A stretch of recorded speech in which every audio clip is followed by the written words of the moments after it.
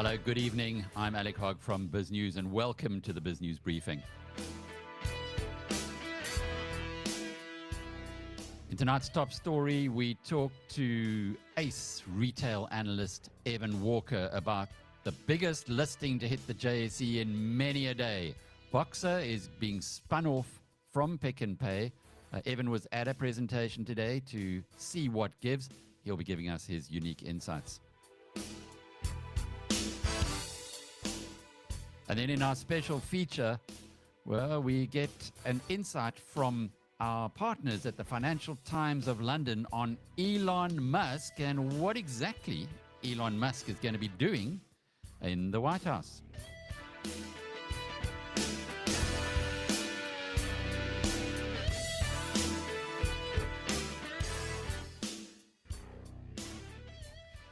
But first up, as per usual, let's have a look at the way that the markets performed. And here on the JSE, well, it hasn't been quite as good as what we've seen in international markets. And that's because the resources sector has been under a lot of pressure, and it continues. Although today it was flat for both industrials and financials, the resources sector on the JSE was 3.5% lower.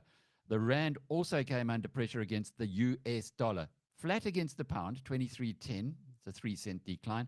But against the US dollar, the mighty greenback, which just gets stronger and stronger. And if you've been reading BizNews Premium recently, you would have seen that there is quite a lot of insight from our partners at The Economist who say that it's likely that when Donald Trump applies the issues or the policies that he has in mind, that the dollar will get stronger still. Seems like somebody's listening to The Economist. The rand going back above 18 to the dollar, 18.08 at the moment. A little bit of, I suppose, regression, if you like, for Bitcoin, but it's going up so fast you hardly know what's happening there.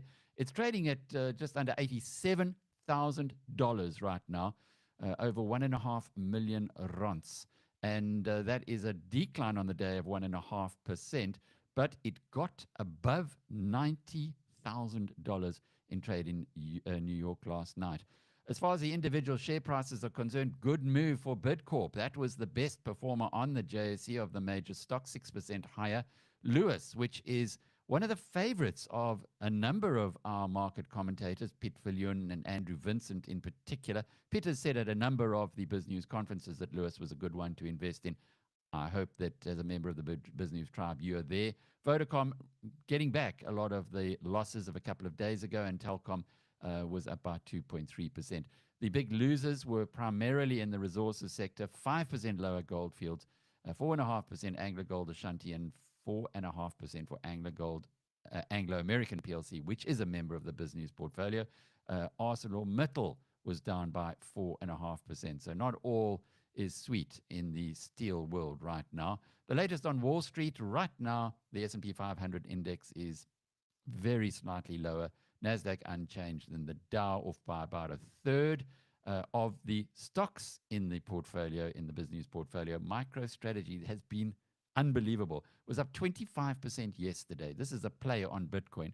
It's got about, it's worth now about 50, well, it's over $50 billion. It's got about $20 billion worth of Bitcoin. So the people who are buying MicroStrategy really believe that Michael Saylor, the founder and CEO, is going to be doing magic stuff there. And then Tesla, after its magnificent run recently, was down by 2.5% at the moment. So we don't know how long that's going to last, of course. Who knows with Tesla. But let's talk about a big stock. It's going to be a big stock here in South Africa. Evan Walker from 361 is with us. Evan, you spent a bit of time today looking deeper into Boxer. You've been telling us recently that Boxer is going to be a stock that you're going to want in your portfolio. Just tell us what a little bit of the rationale there and where it comes from. Hi, good evening, Alec. Boxer is actually a business that has been around since 1977, KZN, Richard Bay based. Pick n Pay acquired the business with about 50 odd stores in 2002. That was probably the best acquisition that Sean Summers ever made, given the expense and the expensive growth over the years and just how good a business this Boxer business actually is. As we know, it's It's a sort of hybrid, deep discount retailer situated predominantly in the rural areas, with its strength obviously being KZN, Mpumalanga, etc., but now expanding quite rapidly into the Western Cape. And with a store profile that looks like they can add approximately 30 to 40 new stores per year for the next couple of years going forward, which is roughly about 3 to 4% space growth in actual just dry grocery stores, and then about an additional 30 to 40 liquor stores, which now accompany, and we've seen all the other retailers do it, accompany their standalone base of stores across the country. So, this is going to be a business that for the first time, we're going to have direct access to the bottom end of the market, or the bottom to lower middle end of the market in South Africa. We've obviously got access through ShopRite, but not direct access, because you're getting the exposure through Checkers, Usave and ShopRite. So this is a new listing that's going to be around about 25-26 billion rand. So it's a sizable listing for the SA market. But I think what's attractive here is the fact that it's going to have, visibility certainly around 3 years of growth rates in the 10 to 15% mark. So why is Pick n Pay hiving it off, given that it is a gem, as you've explained? Yeah, unfortunately, Pick n Pay came into this year with approximately 8 billion in debt, a loss-making Pick n Pay supermarket business, as we know, underperforming quite badly. Bad reinvestment decisions over the years. Sean came in to resurrect the business. He's done a lot around closing underperforming Pick n Pay stores. But in order to restore the Pick n Pay balance sheet, they did number one, they did a rights issue of approximately 4 billion earlier on the year, just to restore liquidity for the existing Pick n Pay business. And this is the second phase. So this now will bring, in the region of about 8 to 9 billion, approximately 8 billion into the Pick n Pay balance sheet. That'll give them a fresh balance sheet, a fresh start, and hopefully the ability for Sean to resurrect the Pick n Pay brand over the next couple of years. I think it's definitely doable with balance sheet on your side. Obviously, it's going to be a hard ask given the slippage that we've seen in market share from Pick n Pay. But I think it's still, with a more aligned store base, with a better offering, and they have got a very good clothing business in Pick n Pay, certainly we're hoping the prospects of profitability over the next 2 years, is on our side. He must be quite a guy, Sean Summers, because he did this deal, which is now, in many ways, rescuing Pick n Pay from a terrible situation that it's in. As you say, big losses there, heavy debt. And had Sean Summers not done the deal back, 20-odd years ago, they wouldn't have had this asset that they could have sold off. But my question has to be, if the rest of Pick n Pay has been so badly managed while Summers wasn't there, why wasn't Boxer contaminated by that? That's a great question, Alec. I think for Boxer, they had a very set profile of what they wanted to do.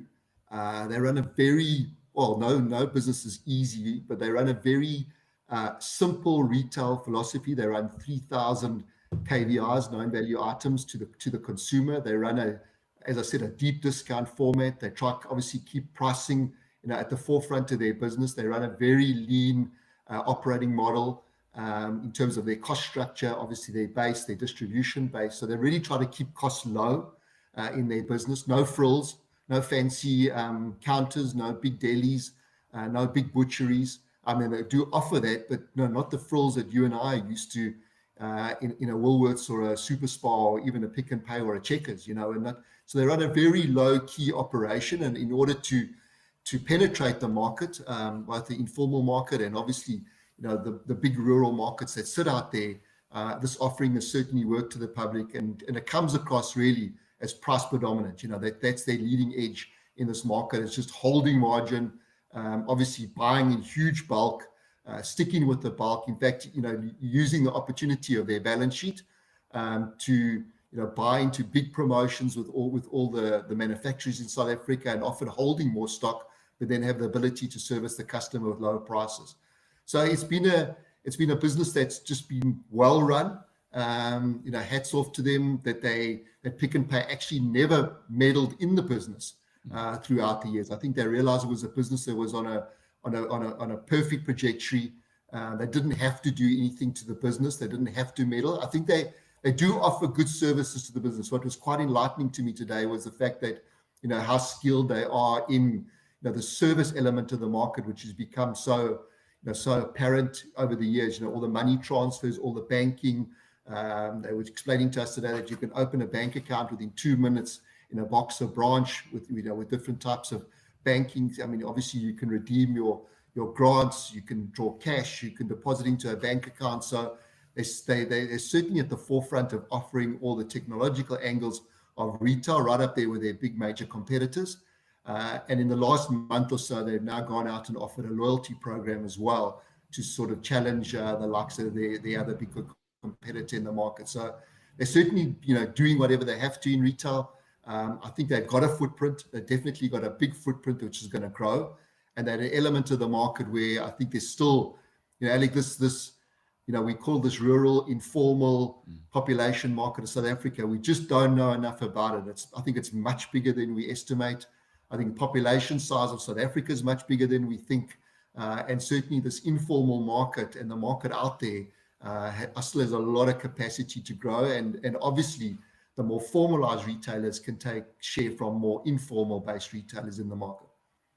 Well, I'm looking forward to talking to Gigi Alec Hogg about Boxer, because that's an area, the informal sector, he knows very well. But if you consider, as a South African investor, as the tide rises or raises all ships, would you say that when it's listed, and maybe you can tell us exactly when that's going to happen, that it would be for a long-term investor in South Africa, one of those stocks you must put into your portfolio?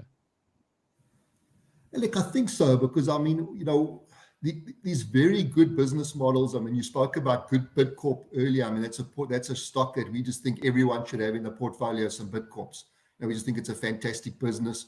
Shoprite is one of them. Clicks we've spoken about is one of them, and I think Boxer can certainly step up. You might find a little bit of frenzy at listing. The listing is due for the 28th of November. You might find a little bit of opening frenzy.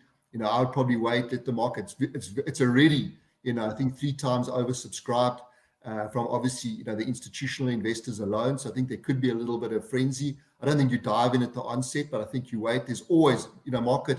One thing we've learned, Alec, in 25, 30 years of doing this job, you get a second and third chance at everything, and I think this is certainly a stock to me that's got, a couple of very, very strong structural underpins. So that, they're going to pay out a dividend. They're going to de-gear this business quite quickly. And there's enough propensity to grow in that end of the market just with the plans that they've got aboard already. So I think this is something you could quite comfortably sit back with, just take the dividend, watch, and then just watch the growth of this over the next 3 to 5 years. But I'd be a little cautious just at the onset, because it is a big listing. Institutional investors are very hungry to get their hands on something new in their portfolios. As you know, it's a market where we haven't seen new listings for a long time in South Africa. I mean, I think there was speak about getting Coca-Cola back, but we haven't heard anything more. And obviously, we're still waiting to see what happens with the outcome of this multi-choice, potential Canal Plus reverse listing on the JSE. But there's been very little additional offers for us as institutional and unit trust investors. Evan Walker is with 361. Thank you, Evan, for putting getting our radar working now on a stock that, as he says, you got to put into your portfolio. I like that idea about Bidcorp as well. Well, onto our special feature now. And our partners at the Financial Times of London had a close look at what the Pretoria-born Elon Musk is going to be doing with his new bromance pal, Donald Trump. It's fascinating insights. Elon is really going to the front of the stage. Let's have a look. Oh, let me tell you, we have a new star. A star is born, Elon. When Donald Trump declared victory in the presidential race, one of the first people he publicly thanked was Elon Musk. Now he's an amazing guy. We were sitting together tonight. He spent 2 weeks in Philadelphia and different parts of Pennsylvania campaigning. And not only that, Musk also poured millions of dollars into getting Trump elected. And it paid off. Under the new administration, the Tesla CEO is set to gain a lot of power. The FT's Stephen Morris is here to unpack what Musk's America might look like. Hi, Stephen. Hello. So, just how involved was Musk in this presidential election? Well, Musk has been slowly drifting to a variety of right wing causes for a little while now, but it wasn't until after the attempted assassination of former President and President elect Trump in July that he really got involved in a major way. He endorsed him, and then he just started throwing his personal celebrity behind getting Trump elected.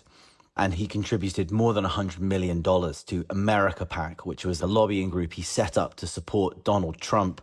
So we're really talking about substantial sums of money and incredible amounts of his time. Now, you mentioned that Musk has been moving toward right-wing causes for a while now, but what do you think ultimately drew him to Trump's side? I think it was a constellation of factors. Ideologically, Musk is very anti-woke and pro-free speech, and I think he thought the Democratic Party had veered quite sharply to the left on those issues. But let's not overlook the very concrete business interest here.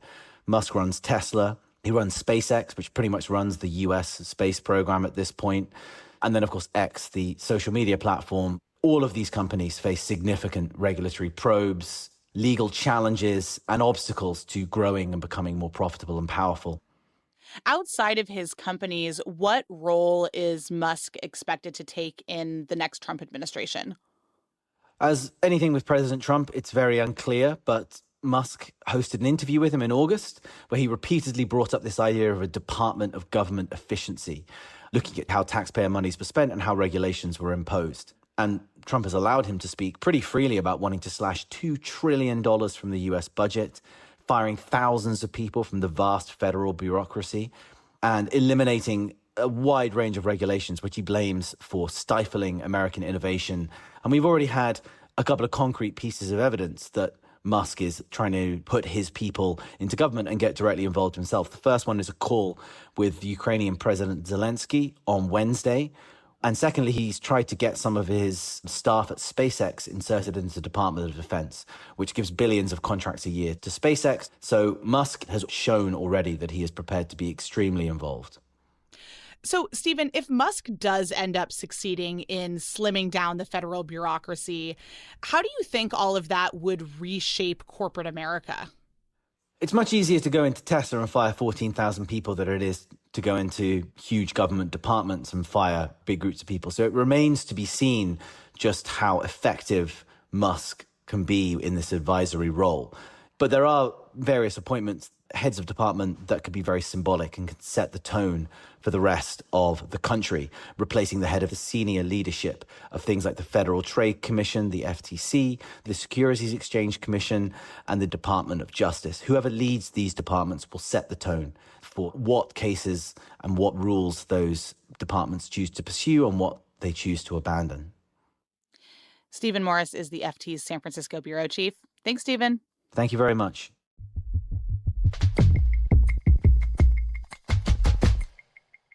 And thanks to our partners at the Financial Let me Times tell you, we haven't of London, and that was Sonia Hudson, the anchor of the FT News Briefing podcast, talking to, as she said, the San Francisco bureau chief, Stephen Morris. And well done to the team, the BizNews team, for putting together such a fascinating clip. It's interesting when you see it with your own eyes, what's going on with Elon Musk and how he's been behaving with Donald Trump. Well, Trump does come up a little bit later in our news headlines, obliquely. But just to pick up on the Bankso story now, you might have been following on BizNews that there is an organization that has benefited from deep fake ads. These adverts all over the internet were purportedly with people like Musk, Johann Rupert, Nikki Oppenheimer, telling you that if you followed their advice, you too could make a lot of money. Bankso says it wasn't them. They say that somebody was abusing their system. But we've had other insights which suggest that Bankso is not exactly the kind of top-class financial services business that it would like to project itself as. On this program a few weeks ago, we had a victim telling us her harrowing story of how her life savings had been taken out. Now, the interesting thing about that was this happened after the Financial Services Conduct Authority had stepped in and suspended Bankso's license. In other words, said, Bankso, you may not operate anymore. And yet this BizNews community member was very much pulled into the Bankso orbit and operated on, if you like, by some pretty sharp people. Let's hear what our Christine, who has been following the story, can tell us about the latest update on Bankso. The Western Cape High Court has set aside a preservation order on Bankso's bank accounts. However, the court also ordered that Bankso shall not withdraw or allow the withdrawal of any funds in the bank accounts, other than for purposes of migrating clients to an alternative financial provider that is authorized by the Financial Sector Conduct Authority. These latest developments were confirmed today in an update from the FSCA on its ongoing investigation into Bankso. The FSCA also confirmed that it was investigating statements from clients of Bankso who maintained that Bankso is continuing to conduct financial services business, notwithstanding the withdrawal of its license. Now, what all of that means is that Bankso, by the way, did also issue a statement to say it hasn't been operating, but there might have been some bad actors who were using its name. What it all means is that there is a preservation order. It's like what happened with Marcus Jooste, you might recall, when the revenue SARS authorities arrived at his home. They wanted to make sure that he did not dispense with any of the assets that were in the home. So they got an order to make sure that all of those assets were preserved. Feels like ancient history now, with Jooste having committed suicide and departed us some while ago. But it's a similar kind of thing. They now want to be sure that if any Bankso client wants to get their money out, that is the only exception for Bankso bank accounts being able to be accessed. So it isn't that Bankso's back in business, not at all, but that is where the story is. There's legal issues, there's all kinds of stuff happening there, but it just reminds you that you've got to be so careful when it comes to your own money and the way that you use it. Something else we've got to be careful about is climate change, climate warming. Right now, in a place called Baku in Azerbaijan, there is a meeting of most countries on the climate change agenda. South Africa's got a very strong delegation there, as some members of the Government of National Unity will be attending for the first time. But there's a lot of concern about Donald Trump reoccupying the White House. That concern is not shared just yet by the president of the World Bank, AJ Banko, who spoke on the sidelines of COP29. Let's hear what he had to say. Even though President-elect Donald Trump is not actually physically present, there's concerns that the U.S. may cease to lead the way on some of these climate discussions I think the way to think about this is he won an election, respect that vote, and let's start thinking about what he does as compared to what we all think he will do. That speculation isn't going to get us anywhere. Yeah. Let's watch his actions, watch his deeds, and work with him on explaining why these things are good for American business, for European businesses, and for everybody else. I think that's a far more constructive way of engaging with this administration. Thanks, Mr. Banko. That is really the more constructive way. There's been so much speculation about what Trump is going to do, and not a heck of a lot of insights on, well, what he might actually do. So he has been putting his some very interesting people into senior positions, or appointing. They are going to be coming in January when there is a changing of the guard. And there's a lot of articles on that on BizNews, and particularly in BizNews Premium if you are interested there. As far as the local business news is concerned, MultiChoice, we did mention it earlier in the discussion with Evan Walker from 361. Its financial results for the half year to end September came out today. Ooh, ugly stuff. Revenue down 11%. Doesn't sound too bad, excepting when you look at the operating profit, that's the top line, was down 49%, and the loss in the 6 months has ballooned from 1.3 billion rand to 1.8 billion rand. MultiChoice is investing heavily into Showmax, and whether or not that's going to pay off, well, it will depend on what Canal Plus, which is a French business, which also has lots of operations in Africa. In fact, between the two of them, MultiChoice and Canal Plus, they pretty much have the satellite TV operations in Africa. But of course, that was carved up between them before Netflix, Apple TV, Disney Plus, and others entered that market. So it's a different ball game now. MultiChoice, of course, also has told the market about the concerns and the issues that are going on. So its shares were actually up today by 0.25%, which is unusual when you get such a poor set of results. But it was widely anticipated. The food company Premier also released interim results today. That's for the 6 months to end September. This one was the other way around. Fabulous numbers. Headline earnings per share, 483 cents a share against 330. They are telling shareholders there's going to be a bumper dividend for the full year. They don't pay an interim dividend. And the share price down by 0.5%. Well, you pays your money, you takes your chances. Well, that's it for the BizNews Briefing for today. Thank you very much for being with us. Watch out for us tomorrow at 6 o'clock. We will be here on your favorite channel. If you're watching live, that means BizNews TV on YouTube or the live stream on Iono if you are listening. Until then, from technical producer Ruan Erasmus, executive producer Lucy Ferreira, and yours truly, Alec Hogg. Cheerio.